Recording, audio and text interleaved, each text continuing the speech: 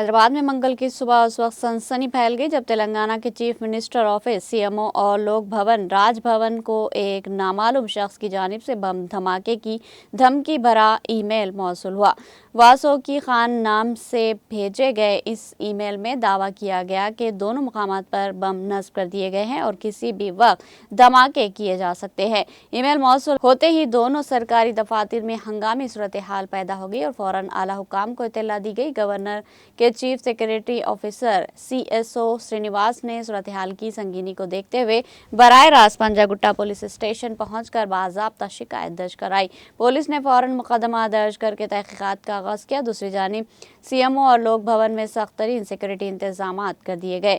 بم BDS anti سویچ teams dog squad اور Hyderabad task force نے دونوں مقامات پر تقریباً 3 گھنٹے تک مسلسل سرچ آپریشن جاری رکھا۔